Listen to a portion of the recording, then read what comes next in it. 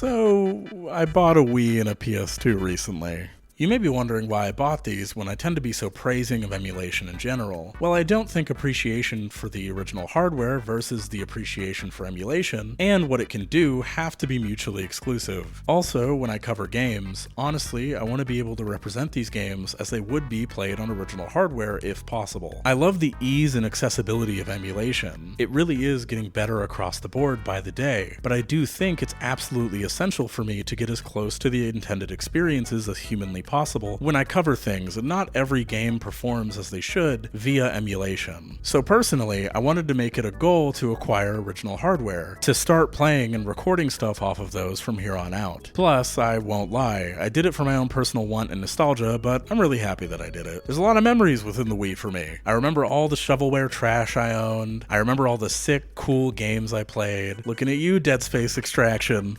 And Trauma Center. The Wii Sports I lost to with family, the Just Dance matches, all of those special little moments and memories. I'd probably say the Wii is my second favorite console right behind the PS2, solely because of the creative uses of its hardware and its pretty packed library. I also loved it because of all the games I pined to play but never really did, just like the PS2's expansive library. There were a lot of games of this era that I ended up more so seeing online, through Let's Plays, through conversations, through trailers, through E3 showcases, more than I actually played any of them. I remember wanting to play games like Zack and Wiki, Rune Factory Frontier, Rise Fantasia, Pandora's Tower, Xenoblade Chronicles, and most importantly, Fragile Dreams.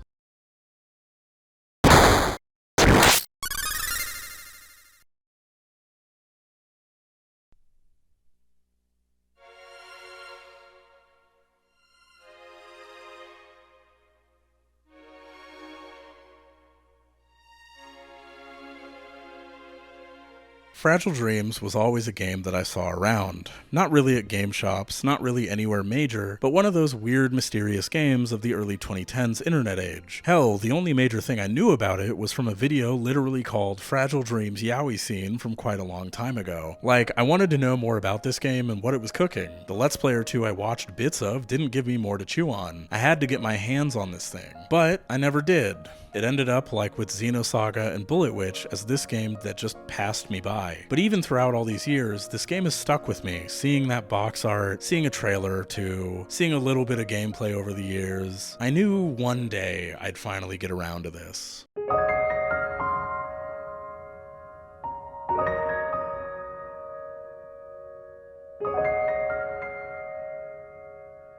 Fragile Dreams has such a beautiful world to it, hauntingly lonely, empty, decrepit, beautiful to explore. So much of it is some parts falling apart, some parts breathtaking, all parts wonderfully detailed for what they could do on a console like the Wii. In a way, driving even further my love and adoration of the way older games could do really effective detailed environments like this everywhere I went. Shelves filled with old expired medicine, old books, junk and garbage, boxes, just tons of little details. A lot of environments containing some kind of graffiti or posters you can check out and read in some fashion. Something to tell you what each place used to be or used to hold. I love the little observatory the game starts in, the little personal effects everywhere, the clothes hanging up, the only light coming in from the open dome above you, the little library in the back revealing more to this special quiet little place. Like you could spend days in here just taking in the wide breadth of books here. The abandoned underground mall with all of its posters and signs, the storage room with the old Christmas tree, all of the shuttered shops and crumpled pathways you gotta carefully cross, all the cats wandering around letting you know this is their turf now, buddy. The amusement park with its decaying rides, the long, almost endless seeming roller coaster, the fucked up teacups with the Ferris wheel still standing tall right at the top of the park, the strong silhouette emanating over all of it, constantly drawing your eye to it. I especially love this little flower field on the right side of the park, nature showing its beautiful dominance over the land which man once walked again after all this time. I think in a way, locations like this throughout the game speak to both the beauty and the horror within death that the game is trying to communicate. That just because things are over in one way, that doesn't mean it's over for life itself. It just finds different ways of carrying on. The sunset-covered dam is one of my favorite spots too. Just beautifully painted by sunset, parts of it crumbled away over time. I especially love when you climb down and cross the walkway with the water streaming down next to you. It's so serene.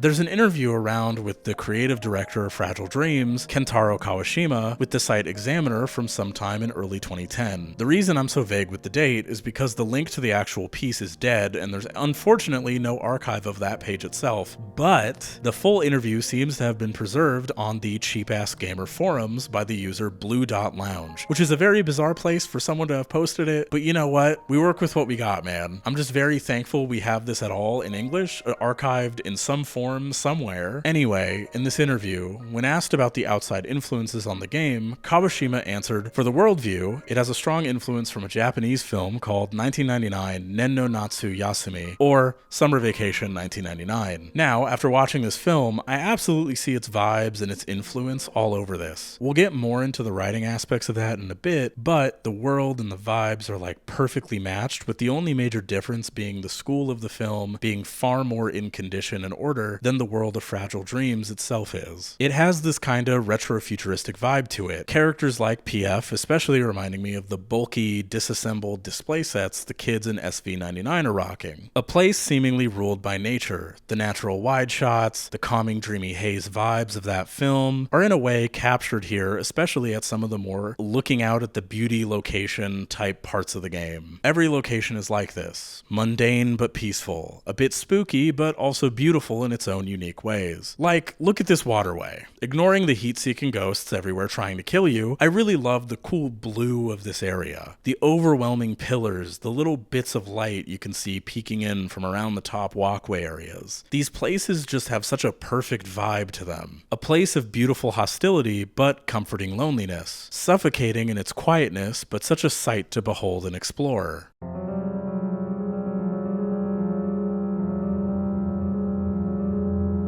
I think there's an interesting discussion to be had in regards to what we consider to be good or bad for games to engage with in terms of systems, and how those systems intertwine with what a game is going for overall. I feel like it's easy to get lost in what's supposedly objectively good design and objectively bad design, when I simply don't believe that there's such a metric for art. I think there's both what works for what the game is going for and trying to get across, and what meshes with the player and their very individual tastes. It's like with film, right? Like, some people will absolutely adore a film like Gerry, me.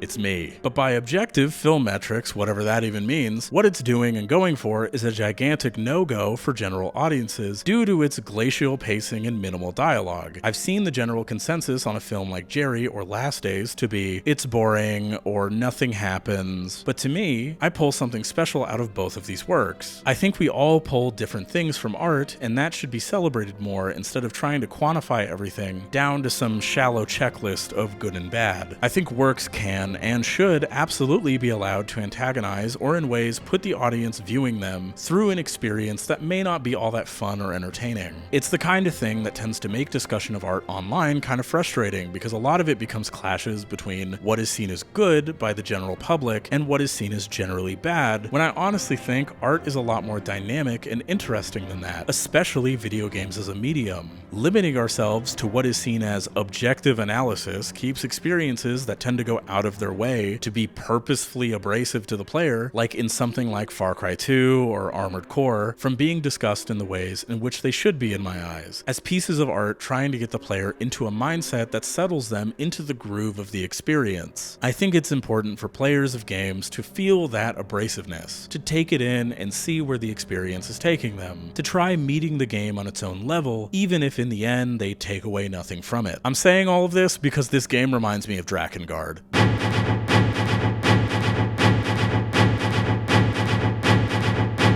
Drakengard is a game that I haven't finished yet, but it's a game that I know is using its gameplay and the monotony of its loop in order to beat home its point. The atmosphere, the writing, the gameplay, the mission structure, all of it used to beat home the point of the main character, and by extension the player's desensitization to violence within video games. In that specific case, within the at the time growing Muso genre, it's this beautiful weaving of narrative thematics and mechanical ideas that, intentionally or not, creates a hypnotic experience that lulls you into its groove as the situations within it get worse and worse as time goes on. Yes, the Drakengard video is still happening. Eventually. I swear. By that same token, I would describe Fragile Dreams as having combat that doesn't feel good to me. You get different weapon types that all have their own little mechanics and ideas. You have some Resident Evil 4 item management in order to bring home its survival horror inspirations. It has a leveling system and a loop of fighting enemies to get money, to spend in the shop, to get weapons, to fight enemies, to get items, and so on and so forth. But if you were to ask me if I thought that the combat was like fun in the traditional sense of what I personally tend to look for within an action RPG, nah, not really. This ain't no Parasite Eve. I wish there was a lock-on. I wish spacing enemies felt a lot better than it did. I wish getting knocked down by an enemy didn't feel like it took a fucking eternity to recover from. But as I played, something happened. Everything just kinda clicked. It's like my mindset and how I was approaching the environment and the enemies entirely changed. I felt more like I was in Seto's shoes. I think his hands matching the pointer movements of my hands with the Wiimote made things click in a way that playing on a regular controller just wouldn't. It felt like, as I explored the environments more, as I read more notes, as I took in the atmosphere, as I took in even the pure monotony of the combat itself, then complemented by the quiet of each place outside of that combat, it all just clicked right into place. The gameplay helped me feel more of Seto's loneliness, more of his weariness of being alone in this cold, desolate, tedious seeming world. I'd spent so much time alone fighting these ghosts, exploring these areas, reading and listening to these memories. I wanted to also see what the other characters were up to. I wanted to connect with others. You see, connection with others lies at the core heart of Fragile Dreams. The want to connect, the loss of connection, death and the grief of loss,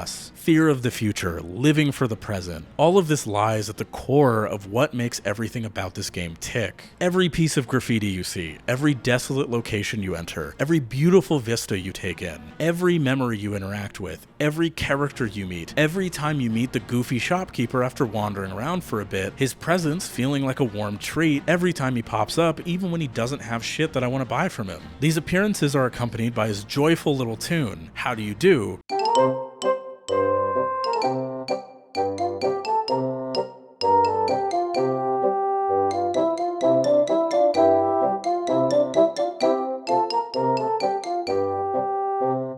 Composed by Rie Saito, who was a sound director and sound designer on games such as Baten Kaitos Origins and Radiata Stories, which wistfully plays as he offers his wares to you. He offers a constant warmth within the game that's another nice break from the loneliness that surrounds you. Like I see, this tends to be described as a survival horror game, and while true in a mechanical and structural sense, I wouldn't say I was scared of all the ghosts and ghouls, well, except for once. But what it did make me afraid of more than anything was being alone. The creeping, eerie silence of every location was more effective than the ghosts themselves in wanting to get to the surface, to find somebody. It's oppressive and suffocating in a way that loneliness generally can be.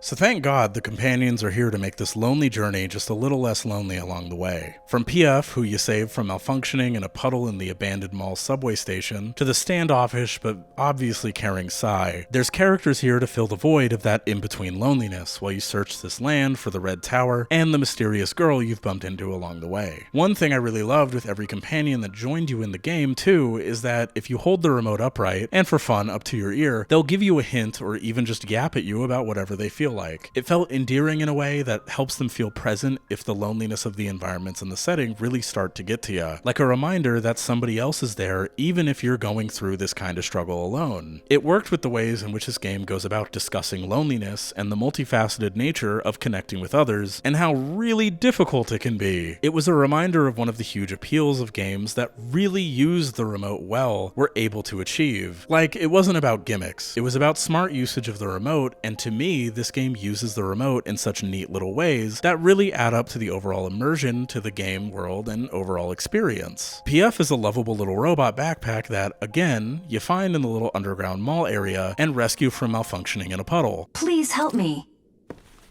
I am in serious danger of malfunction. Warning, I am not completely waterproof.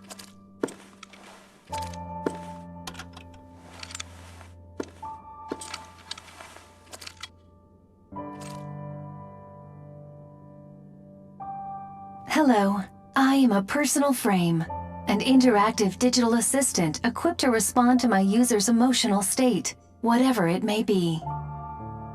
Hey there, my name is... Whoa!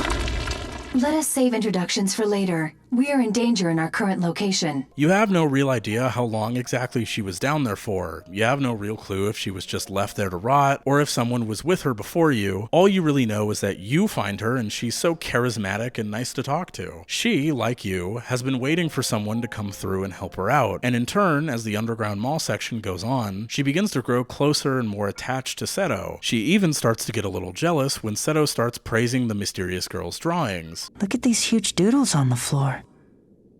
I wonder if that girl's behind them. That girl? Do you mean the silver-haired girl? Yeah. She had the most beautiful voice.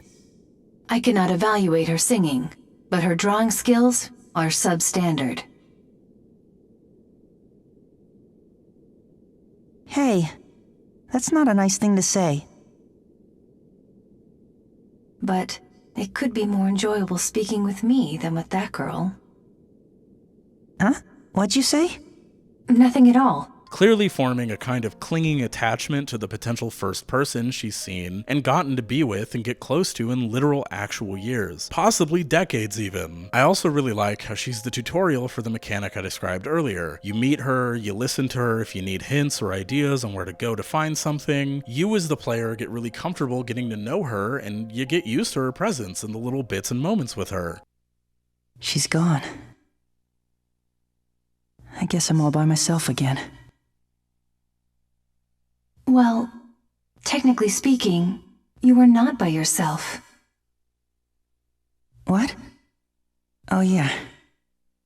I guess you're right. I've still got you. Yes.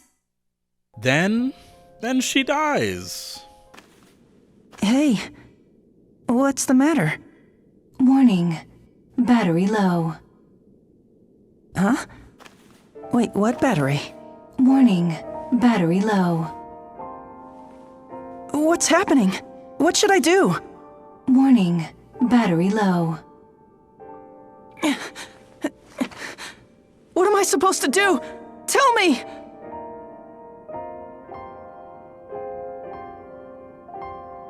Battery has been depleted. It seems that our journey together must come to an end here. I am terribly sorry. Please, forgive me. But why? This time, please don't speak. Let me talk. You know, I always loved talking more than anything. Unfortunately, the battery I run on has become completely depleted. This will be our last conversation. If you had not come along when you did, I would have malfunctioned in that decrepit station, all alone. Our time together may have been short, but I'm glad I got to spend it with you. Oh no. I have only 37 seconds left until complete termination of operation. There is still so much I wish to talk to you about. But you must let me tell you one last thing. When all is said and done, I'm glad to have met you. Seeing the dawn together, and those unusual drawings.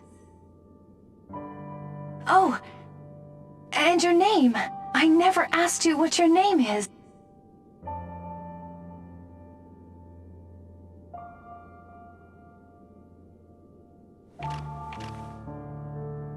Thank you.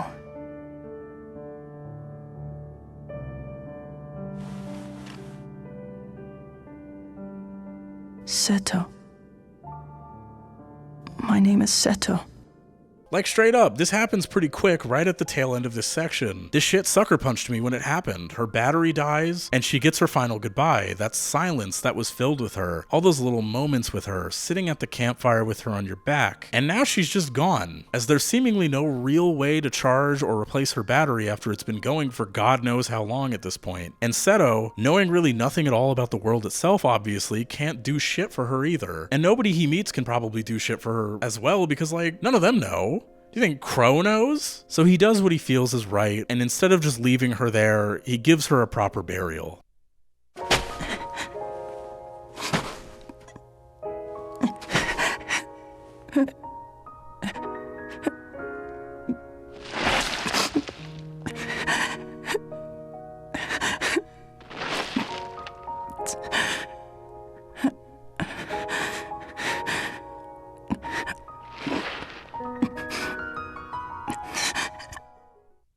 This shit actually got me. I was surprised at how out of nowhere this felt. It feels like the game smartly uses the tutorial and maybe the function of her being a robot companion, something non-human, to relate to the way other games would have a kind of companion character. Something like Navi or Fi from Zelda, right? Using the language of games, the knowledge of said character to lull you into a false sense of security, giving you nice sweet moments with her and then killing her off to really sink the point of the game home right within the first few hours. It really sets the tone of what the entire game is going to be doing in such an excellent way.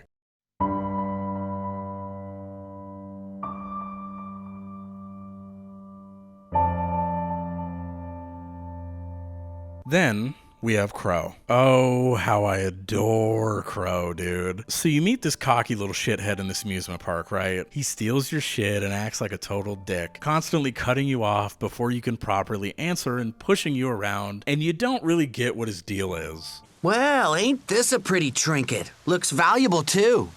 Hey, that belonged to Grandpa! Give it back to me! Oh, give me a break. You mean some old dead guy? It'd be better off with me anyway. It's special to me! Give it back! Oh. If you want this thing so bad, you'll have to catch me to get it. You chase him around, he taunts you, he messes with you, he makes you play his silly ass little games, but generally, it doesn't seem like he wants to harm you. Even when the little stealth minigame he has you do sucks and is bad, it still seems like he just wants to play with you, but is probably terrible at communicating those feelings to you. So when you finally catch up to him at the end of the roller coaster and you find this little storybook, you find out that all of the things he said to you has been from this little book he very obviously read through. Line for line. Bar for bar, he said the exact same shit to you, and the book overall is about some pirate kid trying to connect with someone else via adventures, forming a connection through art itself, through the things we take in that we read or write or engage with on a different kind of level. Like listen, I'm not afraid to admit, I've found connection myself through art, through the people I've met online, discussions I've had about moments within film, games, music, anything. Art is a unifier. It gives some people the tools to try to understand others, to have others try to understand them. I really love when you finally fully confront him at the Ferris wheel after this, now understanding what his deal is. Seto is able to match his absolute madman energy climbing this whole damn thing with no equipment, and he rushes to Crow's aid after his dumb ass slips and falls. You're not dead, are you? Answer me! Crow!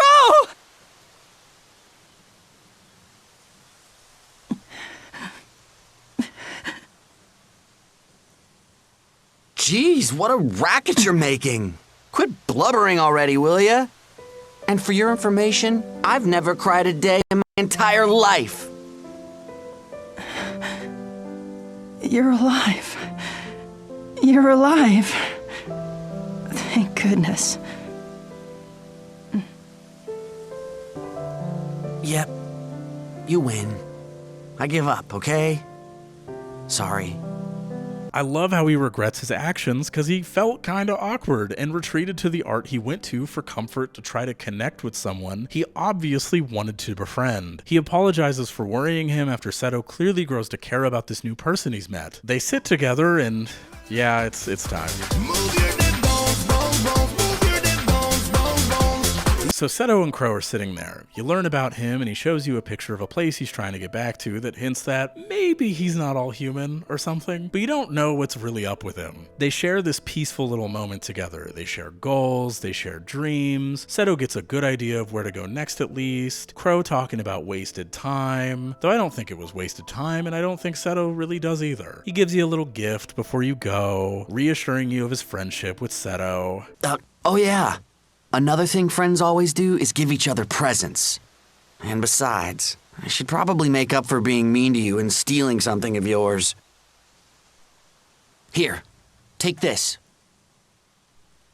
A ring with a silver skull? And then he just goes in with the steel chair, baby. Well, thank you.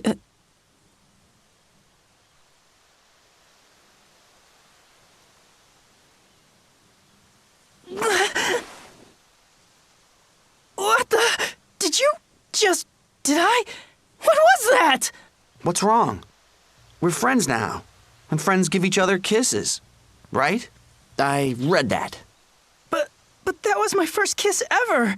I love this moment, and I really adore the explanation here. Like, after all of everything that happened, of course he pulled from a book that kissing your homies is the way you deepen your bonds as friends. Like, hell yeah, brother. It, to me, is like the cherry on top of this entire section in the sense that it really drives home Crow's specific type of loneliness. His specific longing for friendship, the kinds of art he retreated to being a mix of probably romantic narratives and the adventure fantasies that grew as comfort to him. Though honestly, given the game is inspired by a BL film, I gotta say that this is far more direct of a proclamation of love than even I'm giving it credit for right now. It's a deepening of the idea that Crow's only major friend in this apocalyptic wasteland was the art that he grew attached to, and now he has someone to actually spend time with and share that passion and love for art with. They may be separate now, but they will meet again. Also, straight up, if someone kissed me like that and then told me some shit like, Oh. Huh. Well, then I guess that makes me your #1 buddy. Best friends. Right? I would lose it. Powerful line. Could wipe someone out. Steel chair, steel chair, steel chair. They go on their separate merry ways, and personally, I really hope to see him again. By the end of the amusement park, I seriously adored Crow. I wished he became like a PF-style companion or something. Then a few hours pass, and a few different things happen. You eventually come across a room full of discarded dolls, and in the middle is Crow. He, too, is dying. His battery is running out with no way to fix or charge it, or at least nobody with the knowledge to do so around or alive. Nice job recognizing me. Good thing, too. My battery's about to run out any second now. I know, pretty lame, right? Seriously. I can't even really see anything anymore. You hit the nail on the head. That's right, you ain't looking at a human. I'm more like these discarded dolls around me. Nothing about me is human. He too was a machine just like PF. Another sucker punch that comes fairly suddenly after exploring quite a few places after the amusement park. And with him probably at that point stored in the back of your mind as someone you want to see again. He discounts his humanity, Seto reassuring him that in spite of that, he's still his friend and he doesn't care if he's real or not. Crow is really only able to try to calm him down as he slowly fades away. I'm your friend. Come on, don't cry now. Okay. It's sort of funny. I'm almost jealous that you're able to cry. But really, it's enough already. The most heartbreaking part being when Crow's voice, full of personality, fades into a much more robotic tone, as all Seto can do is break into tears. You are my #1 friend. My best friend. My best friend. My best friend. My best friend. Right before he finally says, Thank you for everything, Seto.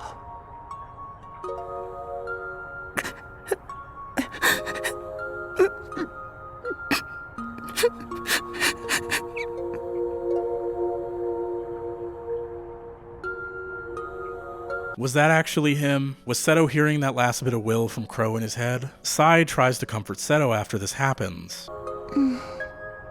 Come on, he shut down. Then they hit you with, You're wrong. He died. just a direct gut punch. Such a beautiful send-off to him that in the end, even when finding out he wasn't human, he still valued the life of this person that he loved, the special memories he formed with this person, just like PF. PF may have been a machine too, but in the way they were connected, she had humanity within her. Crow did as well. Once the game gives you control again, all you have left of him to remember him by is the ring he gave you, and the feather on the floor. The only choice remaining being to just move forward. Another sudden death, another reminder of inevitable end, the preciousness of life and the dearness of those memories of the person who died.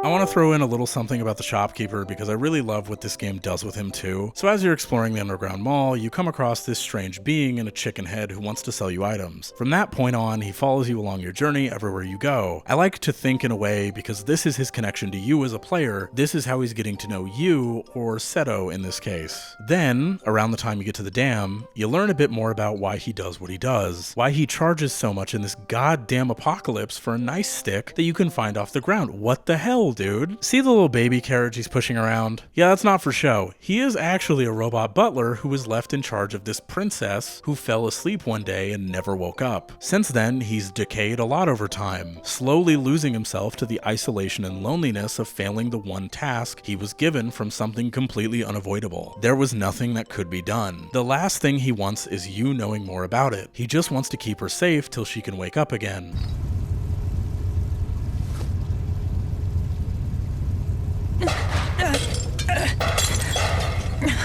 Who's there? Did you receive permission to enter the princess's room? I didn't. I'm so sorry. I was just... Get out this instant! You are in the princess's room! This place is not open to the likes of you! Get out! The guy's not listening to you. Let's get out of here while we can. Be gone, you vermin! Get out and never come back! And obviously, you're not going to be the one to tell him, because it really just isn't your place. I really like Sai reinforcing the whole thing about necessary lies as well, that it's really not your responsibility to wake someone up to the realities of their life and situation. Yes, you could say the toil is cruel, but if they're not clearly even ready to accept it, showing them the reality could make things worse or make said person completely go off the deep end. Some people just gotta come to that realization and make that peace themselves. I think it's very empathetic with how it treats the shopkeeper. So all you can do is leave him to his endless and trivial pursuit. It's tragic, but sometimes in death, all we can do is keep pushing for that person who kept us going even when they pass on, even if deep down we know that in some capacity they're gone. He even apologizes to you for lashing out, but he must stick to his duty. It's all he has left. As you have undoubtedly witnessed, I have been in the service of the princess for many years now. One day, she suddenly failed to wake up. Since then, I've collected rarities from across the land in hopes of rousing her. When she wakes from her slumber, she can smile at me again, like she always used to.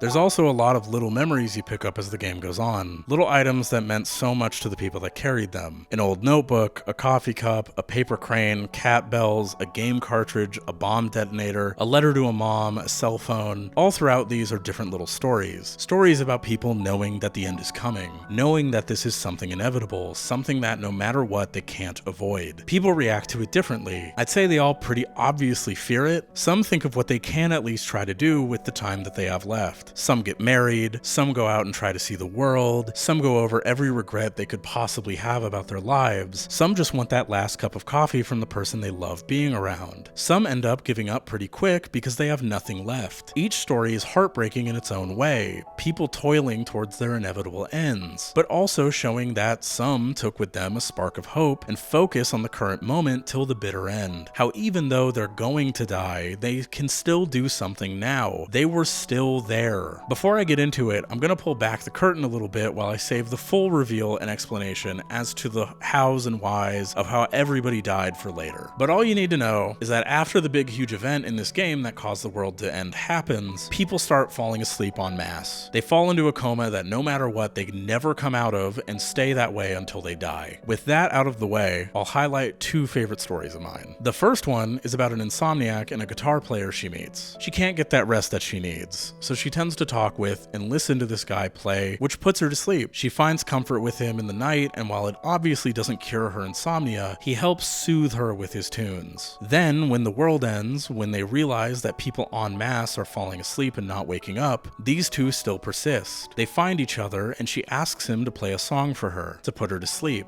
You want me to spare your ears tonight? Why? 'Cause you don't want to sleep? No, actually. Put me to sleep. Interesting. And just why do you want that? I just don't want my insomnia to make me the last person on Earth. I see. It's just that my dad, my mom, all my friends, they all fell asleep and... I know. Everybody she knows and loves has fallen asleep. She's tired of going on in a world without the people that she loves anymore. She's terrified of ending up alone, so she wants to be put to sleep. She's tired of being tired. In the end, he plays his tunes and he gives her his jacket to stay warm. Hey now. You already asleep? You'll catch a cold out here. Here. Borrow my jacket. I, don't feel like dozing off just yet. See? Now you don't have to worry about being the last one. As someone who themselves is a night owl, you already have somewhat of a disconnect from a lot of other people, given that I'd say most people operate generally during daytime hours. So I guess I'm just imagining myself with my own insomnia, with my own proclivities to the night. What would I do if all of the people I knew disappeared and I was all I had left? Quite honestly, I'd probably do the same thing. Even though, by doing so, she does leave another person alone. And that's tragic. I also love this one about these two kid brothers who go about exploring the dam. They look around and they see the sights, now able to somehow read each other's minds, but not understanding how or why. The older brother sees the younger one as an annoyance, but they still manage to have a good time and explore the whole place. They goofily bicker, but they end up respecting each other by the end. What are you scribbling there? It's a map. I wouldn't want us getting lost. You numbskull. I know this place like the back of my hand. I'd never lose my way here. But I need it. What? You planning on coming here again on your own? I could. After all, I take after you. Huh. You're braver than I thought. Just give me a second to draw this. When I'm done, I'll let you borrow it. It'll be our secret map. Building a memory of their time there together. They get to see the sunset together and just take in the beautiful view, the same one that as you're exploring, you get to take in. Like you're right there along with them in a way. The younger brother bursts into tears because their mom talked about the end, how this is the last time, but not explaining the why, or maybe she tried, but he doesn't get it. I was saving the best for last. Hey, what's the matter? What are you crying about, weirdo? I'm sorry. Quit it. You're making me feel weird too. I don't want this to be the last time. What are you talking about? Mommy told me this is the last time, but I don't want that. I want to come here again with you. The older brother gives him a gift to calm him down, a beautiful gemstone that he cherishes. They promise to come back next time. What are you babbling about? I get it. So stop crying. Fine, have this. Oh, where did you get this stone? It's so pretty. I found it here. Pretty cool, huh? Let's find more here next time. Next time? Honest? Cross my heart, hope to die. You keep this one so you know what to look for on our next trip. Okay. And don't talk about this being the last time ever again. Okay. But Mom said... I promised we'd come again. And real men don't break their promises. Right. Thanks. The older brother goes off and gets the younger one food, but when he comes back, the younger one is asleep. He doesn't wake up. You gotta be kidding me. You're still such a baby. Next time, I'll bring you somewhere even cooler. But it's real dangerous, so you might get cold feet and quit halfway. It starts sinking in that this is the last time. He's not waking up. Are you seriously sleeping? Hey, don't think I'm gonna carry you home. The things I do for you. He tried to carry him to get him back home. He won't wake up no matter what. He's facing the inevitable here, but he's determined to get him home, focusing on the future that'll never be. Why won't he wake up? Wake up already.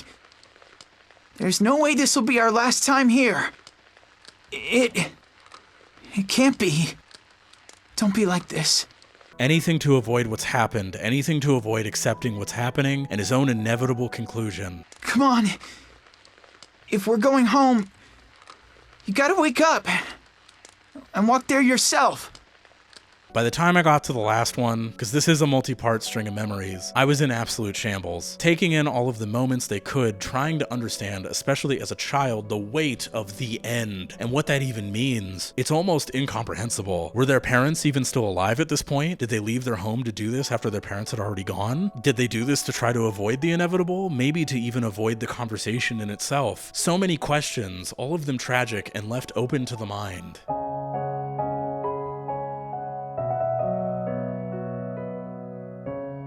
When you meet Sai, you don't really learn much about her at first. You find her dead body in this hotel you're exploring after dicking around for a while, but she doesn't really let Seto into anything about her. She mysteriously has her body marked with what looks like marker denoting maybe she was some kind of test subject or something. But she's pretty cagey about details. Given Crow's backstory at first, it clued me into something going on with scientists and the people that you've met and continue to meet throughout this setting. You don't really learn exactly when she died. You get some small hints and clues as to how she died, but nothing concrete until much later. But before that, I really like her and Seto's dynamic a lot. She tags along partially because she's bored as hell, which, like, very real. I would be too.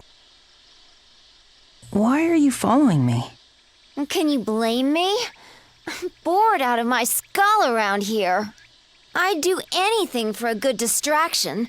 And besides, I know a lot of stuff. Maybe I could help you. And partially because she's clearly worried about Seto. She thinks his dedication to finding this mysterious girl is silly but cute and sticks by him, I think, out of concern, and given later things that happen in the story, I think she sees herself a bit in Seto, or at least can relate to him. I genuinely adore that while, yeah, she can give you a hint from time to time, most of the time when she says shit, it's kinda just her yapping about whatever. It's very endearing and funny as a constant thing that she as a character does, contrasted with PF, where she tended to give you hints a lot more of the time.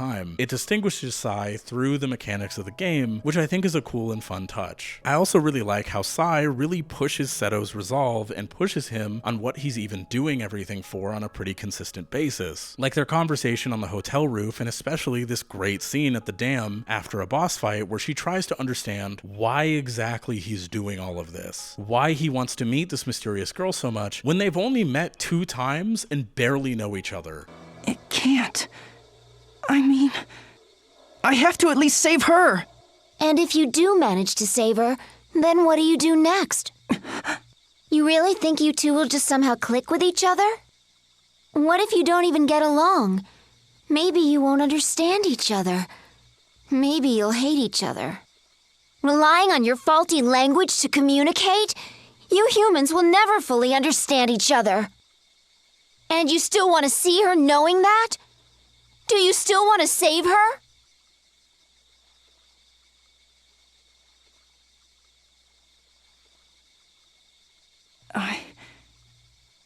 I don't know if we'll understand each other perfectly. But that's not what matters to me. I just want to feel her warmth beside me. I just want to hold her hand. to see what I see and respond to what I say. That's all I really want. Wandering around alone, looking up at the moon by myself, I'm sick of it!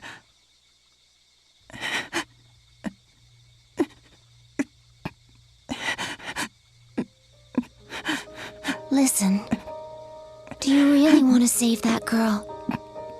Even if you're successful, she might still reject you, you know? Who knows, she might even hate you.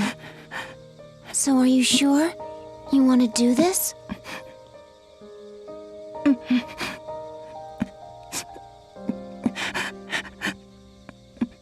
That's enough of that now. Don't cry anymore. I'm going to tell you where you can find her. Hey, dry up those tears. Remember, you're on a mission to save her.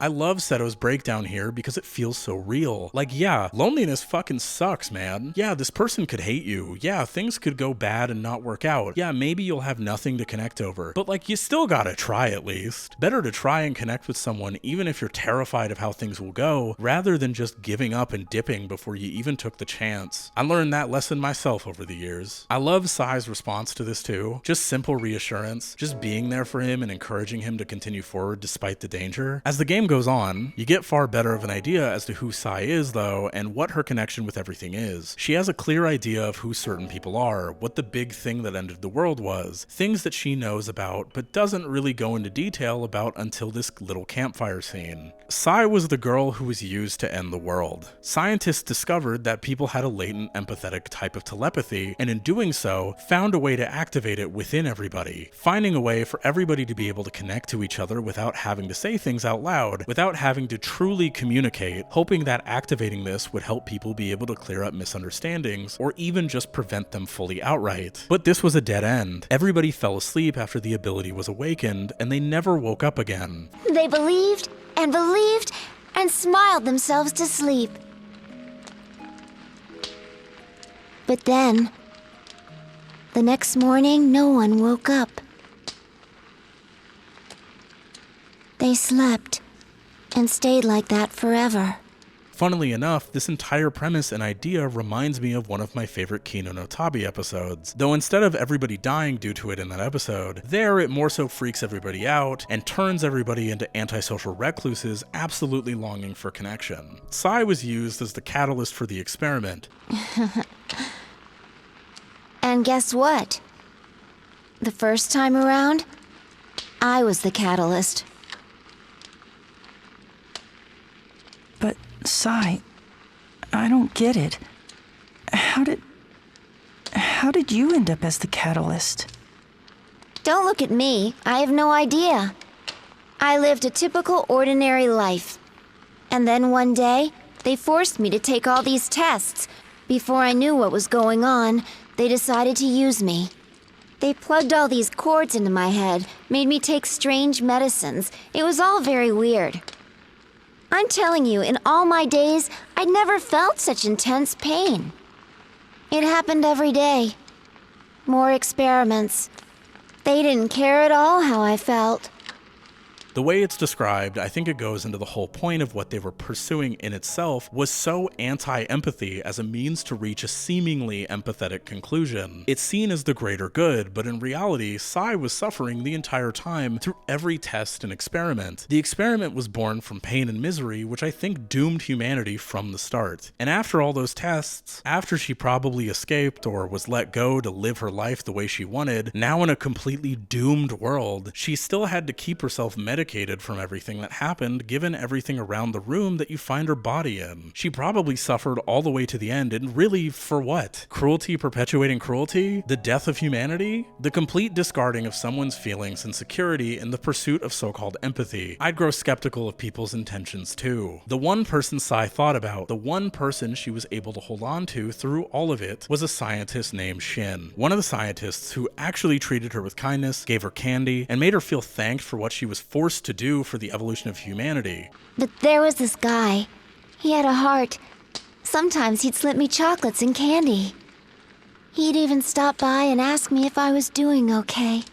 And also, he thanked me nicely. I see. So you and that guy, well, you were like friends. You crack me up. I mean, I wouldn't exactly call Shin and I friends. If I had to label us, we were... To the player, Shin is this mysterious, distant figure the whole time. You don't really know who he even is, or if he's even actually around for a while. Sai kinda alludes to him here and there, showing her clear history with him, but all you really have is a name at that point. You never really see him, but eventually you do hear him when you run into the girl again. You hear him when you fight the big crane boss. How dare you bring an intruder here, Sai? What were you thinking? Stop! He's just a kid! He can't do anything!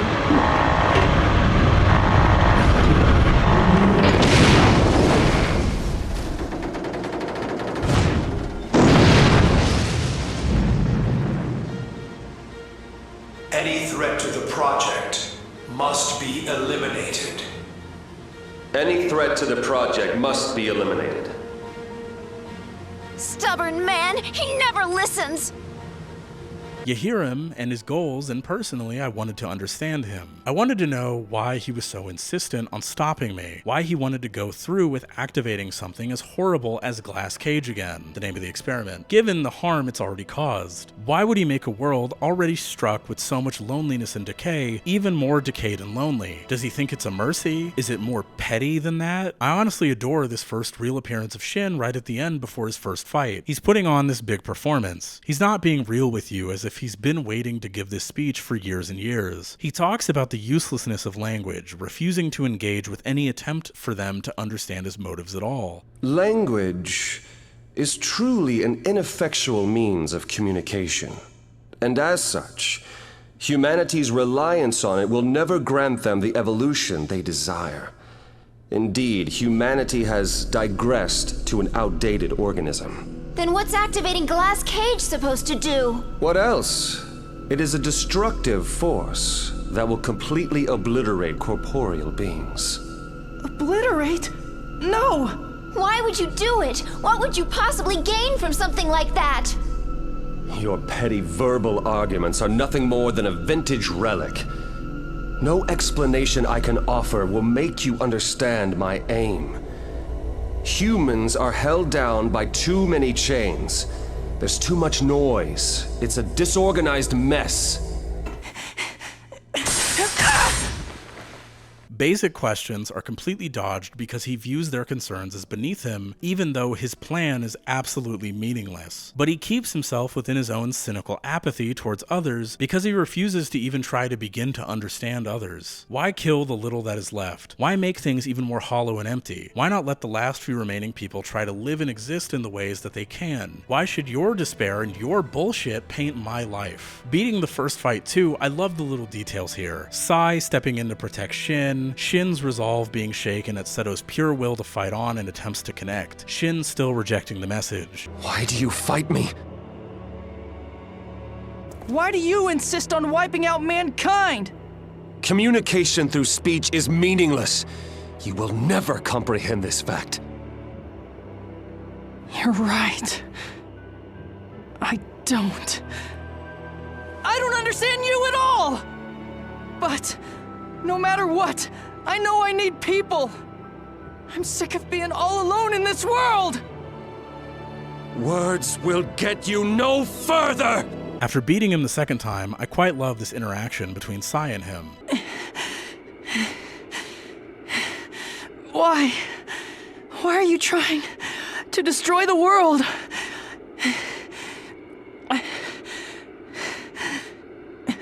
It turned its back on me. What do you mean? The world did? Long ago, when I was part of the Human Empathy Expansion Project, I secretly made myself the first test subject. I felt it was my responsibility that a project of this magnitude be carried out as safely as it possibly could. As a result of the tests, I no longer relied on words to reveal the thoughts and feelings of those around me. I believed in the success of this project to grant everyone the ability to empathize by making their thoughts transparent.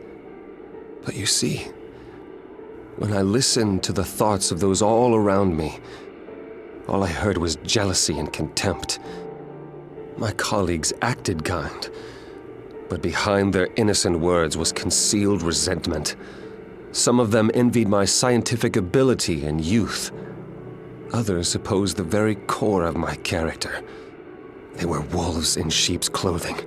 Such contempt, flooding the air around me. The weak scorned, the strong envied. Even the elderly were regarded not with respect, but disdain. And at the heart of all those negative thoughts was always me. Me. Whatever empathy may have been felt for others was quickly trampled by people's self-interest. The world is overflowing with hatred and spite. So long as that bitterness remains in the minds of men, this thing we call society will be nothing more than a farce. The world is a hell packed with mean-spirited monsters imprisoned by their very natures, who hold on to hate, revenge, and ill will. Even my parents turned against me. They saw me as a monster. They showed me nothing but hatred. Nobody ever understood me. No one loved me. Wanting to end it all. Why is that wrong?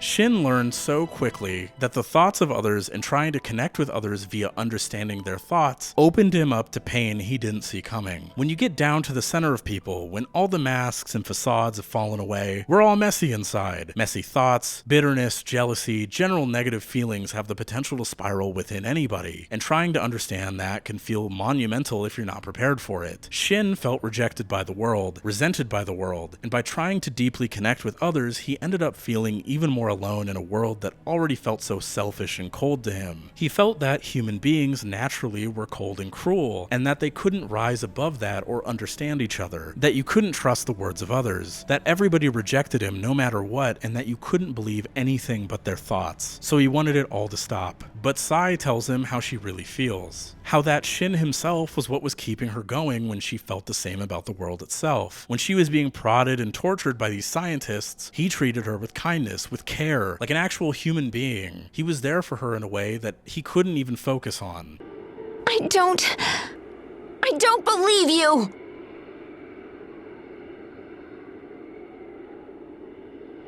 You?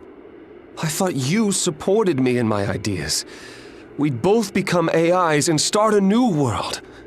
No, not like that. The only thing I ever wanted was to be with you. I just wanted to be near you. I needed to be part of your life. When I was brought to the lab, I was so lonely and scared. But you smiled at me and told me to hang on. When you visited and snuck me candies, you touched my hand with your gentle touch. The way it made me feel. You have no idea how happy I was. Shin, the truth is that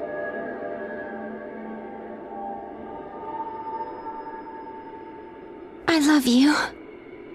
Maybe all he could focus on was her pain and her thoughts towards the world as well. Or maybe he sunk completely into himself without fully realizing what happened. I really like this line too about how even if you can read somebody's mind, it's just best to still communicate and be real about your feelings.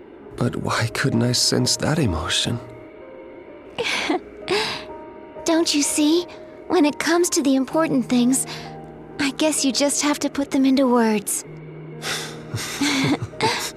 that you still have to just talk and put it all out there. We all have the capability to think anything, but our actions, our wants, our desires are all more important to get out there. We can show empathy and care in far more ways than what we just think about doing. Shin and Sai are perfect at showing how important it is to try to connect with others. No matter the circumstances, no matter the feelings, no matter the situations, it's important to still try to connect with others. How even the small spots of light in the darkest dark can still be so very important. Those things you may view as small acts of kindness can actually be so hugely important to someone that you can communicate not only through your words, but through your actions themselves. So after beating the game, I found another interview from Dengeki Online from March 30th, 2009, with writer-director Kentaro Kawashima that talks about and expands upon the lore of the game. Now personally, I don't really care for stuff like this. Not a big fan of those explained type articles or videos. I'd rather let the art speak for itself, let what it's saying and doing resonate rather than there be definitive, clear-cut answers when the art itself presents it in a way to be interpreted. Art is the communication piece and the window into someone else's world, and we as the audience have the privilege to reach back out and engage with the work like a conversation. I am absolutely of the school of seeing where something takes you and what you yourself can pull from engaging with the work. It's led me to find more meaning and understanding from the works I adore, rather than looking to plug every hole in a story like we're trying to stop the boat from sinking. But in this interview, translated by user Tlen on GameFAQs, I found a few interesting confirmations in regards to Shin and Sai that I do want to discuss a little bit. Now, a thing I majorly like about this interview is that for a number of questions, Kawashima doesn't actually have a lot of answers. He's asked about how Sai gets there, and he doesn't know. He's asked about the old woman, and he doesn't know. I really respect this as focusing on the core themes and not really letting anything else get in the way of that at all. Letting the player think of how they got there, what happened, what could have caused them to end up where they did, that it doesn't really matter, as Seto wouldn't really know either. So the game itself tells you in the end that the Shin and Sai that you connect with and get to know aren't actually ghosts at all, but are basically AI copies of them from when Glass Cage happened. They're held together by the blue crystals that you keep seeing around, and Seto is able to see them due to the crystal he carries from his grandfather, finally disappearing once Shin throws the big main one from Tokyo Tower.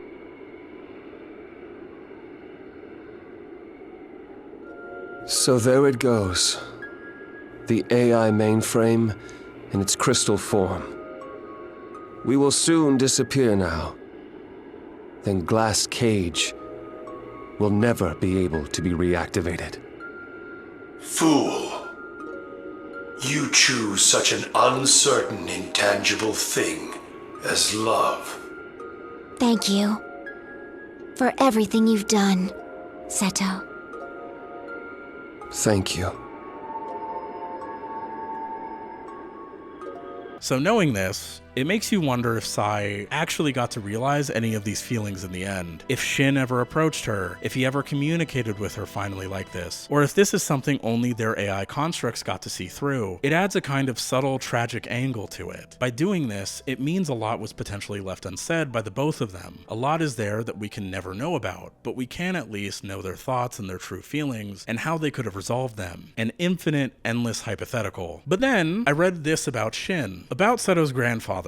What did he used to do? Sai knows him, and the blue stone he left for Seto looks very similar to the blue crystal Shin had. And they also have the same voice. Is Seto's grandfather Shin? The grandfather is Shin himself. That's when something else clicked. Shin did learn. I looked over the footage of the letter from the grandfather in the beginning of the game. Shin didn't care. He viewed life as meaningless, but he carried the burden of humanity, like he had to continue to live as a punishment on himself. But through Seto, this person he had no blood relation to, but still raised as his own grandson, he realized that he should have opened his heart up more, that people were worth connecting to. He lists all his regrets. He lists all he could have said. He wants the best for this person, to learn from what he couldn't do. He thanks him. Why is it, as I say goodbye, that I'm brimming with so many things I wish I could have said to you? Please forgive this foolish old man. Head east of here, and you will reach a tall red tower. I can't promise, but there you might find other survivors besides yourself. When I am gone, you must go east. Now go. And Seto. Thank you. everything. This entire bit, everything about the observatory, why Shin went there, why he decided to raise Seto, none of that is explained, but I think you can feel those aspects in yourself. But the regret, looking back at your life and realizing that you should have tried to do more to connect with others, that you may have been able to connect more with the world itself, that even if you have that deep down fear, that resentment, that pain, that you should still try to connect. You're never too far gone. It's never too late to try. That is a beautiful message. Shin ended up becoming one of my favorite characters in the game, and it's all because of that last little detail. That separation, that realization, what he could have done, what he tried to do, what he ended up doing in the end of it all, what he wanted for what he saw as the future of mankind itself, or what he hoped those after him could try to carry on in his stead. It's saying that you have the chance to go forward and connect with others, that you still have time. You still have time to communicate and talk things out. You can still do it. Don't let that connection slip away because of a fear or misunderstanding. A lot of the memories you collect reinforce this idea as well. This especially reminds me of Summer Vacation 1999, where the entire deal with that film is about how all of these boys need to communicate with each other. They have to tell each other how they're feeling, their needs and wants. They have to be honest with each other if they want to understand each other. They have to say those feelings out loud. Every character within this game is the same. Feelings being held back, the struggle to reach others, the breakdown of communication itself. But even if you struggle, even if it's hard or scary or numbing, it's still worth trying.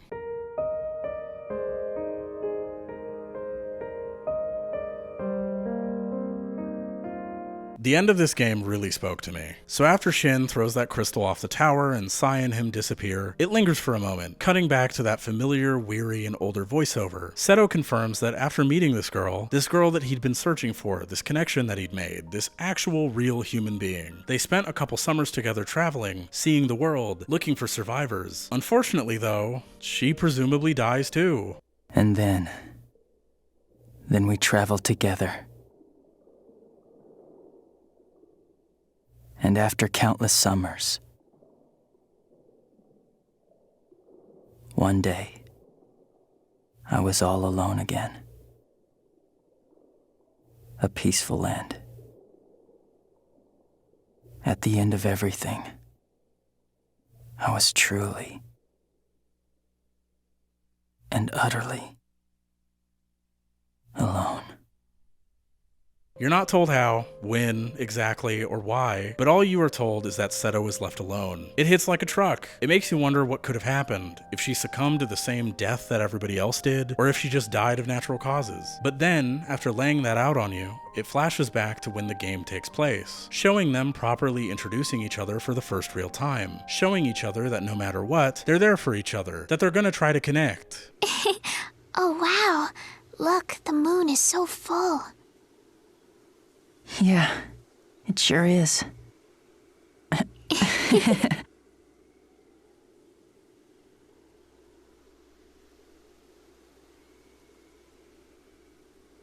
Oh, hey, listen. In all this time, I don't think I ever got your name. Ren. Ren. Seto. Yeah.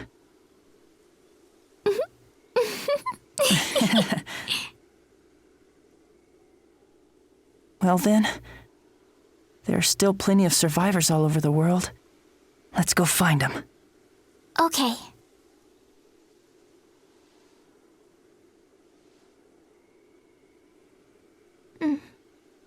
What is it? Thank you, Seto, for being here. Hey, Ren! What is it, Seto? Thank you for being with me, Ren. She's the first real human being Seto has encountered. They optimistically choose to look for other survivors, even if there's the potential that nobody else could be out there. In the forefront of your mind, you know what's going to happen, that this connection will end in tragedy and loneliness. But you know that in spite of that, they still see the value in trying despite their potential fears and worries for the future, if they'll find anybody, if they'll actually connect. And that's what the whole game has been echoing again and again, hasn't it? Through its gameplay, through the memories, through the story itself constantly, that even though all of us in some way or another are going to die someday, even though we're going to deal with the grief and loss for the people that we know, even though we may very well be the last of the people we know and love and care for, you still have to carry on. You still should connect with others. You still should open your heart to others, because those precious moments, those memories, those pieces of life, that's everything. That's what it means to be alive. That's what it means to understand other people. You have to connect. You have to try. Even if it's hard, even if it's scary, even if you don't know what to do or where to go or how to even really show others yourself and who you are, you still have to try. You have to be honest. You have to do it for yourself. Death may be inevitable, but you don't have to constantly live like it is.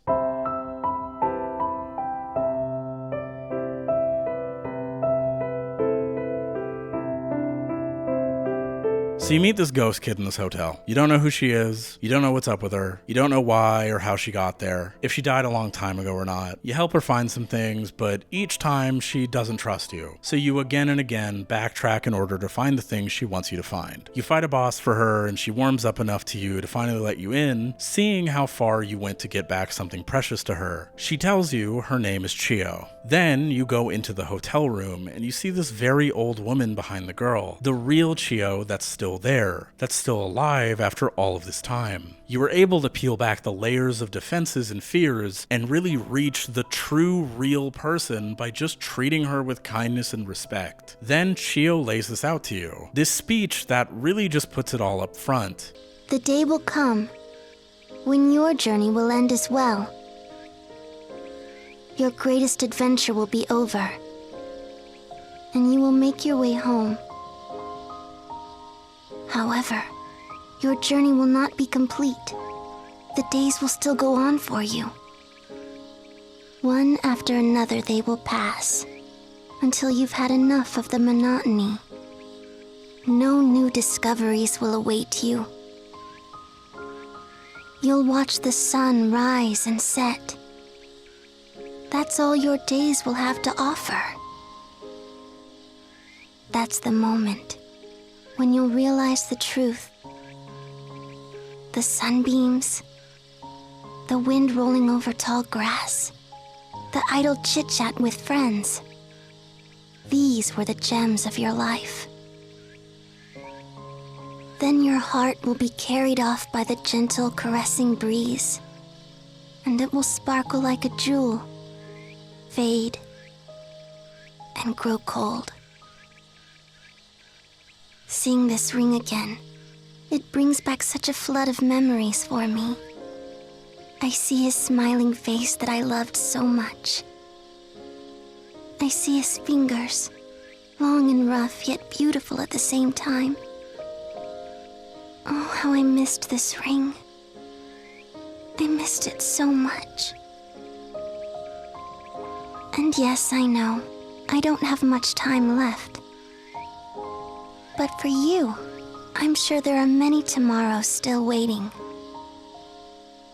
So, you must go on your way. You must live. Live your life. Until you breathe your last breath. Live life to the fullest.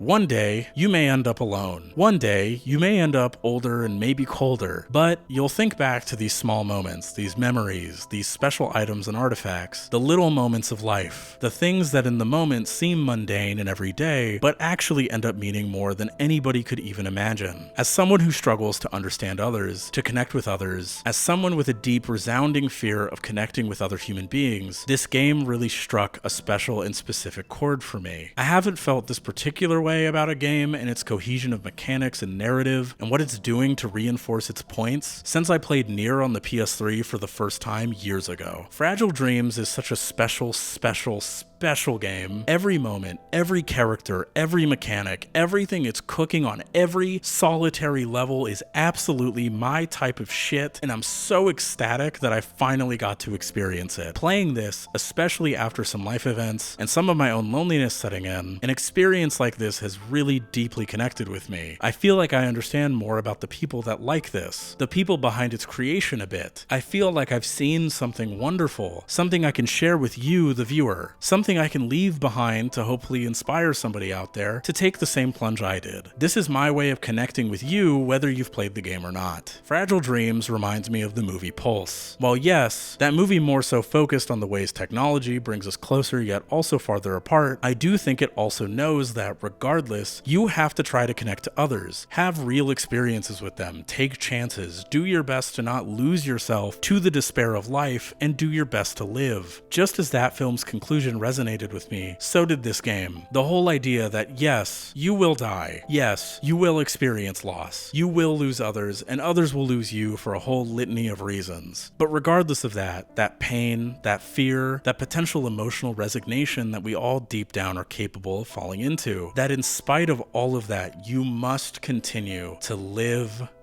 live, live.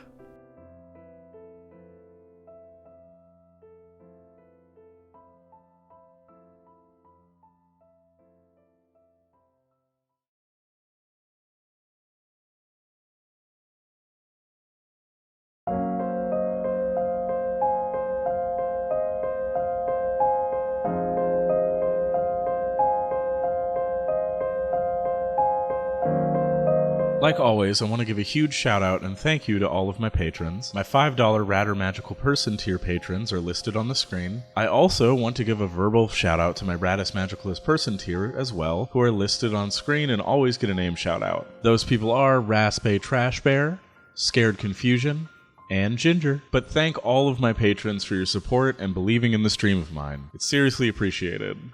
If you would like to become a patron and get access to work-in-progress video cuts, scripts, and updates about videos, then feel free to check out my Patreon in the description below, or in the card that's popping up on screen right now. I don't really have a lot of updates this time. Thank you to the reception on the Castlevania video. Thank you all for like 1,500 subscribers. I don't really know what to like... When I hit goals like this, I kind of just go like, oh my god. Like, really? Like, That's crazy. I don't know. I say this like every time, pretty much, but genuinely, seriously, thank you. Thank you all for the support. I should have posted like a channel update thing, or a channel post. I'm so bad at doing that. I don't know why. I think it's because like I default to like Blue Sky and Twitter is like the this is where I post things thing, and I need to make a habit of including YouTube in on that too a little bit. Probably not for like every single update, but like for big stuff like that, I need to like be better with that. Engaging people on the channel, it's just a, you know. But yeah, I ain't got nothing else this time. I've been busy as hell. I've been doing stuff to improve my quality of life. Medicated again, so that's cool. So who knows, maybe videos will come out a little faster than this. This one was not supposed to take this long, but a story of the channel so far. Anyway, yeah, thank you all for the support. If you've been subscribed, thank you a ton. Like always, thank you all for the support. Thank you all for everything. Remember to like, share, leave a little comment, you know, say what's up. And if you're new to the channel and subscribing for the first time, then welcome to the coven.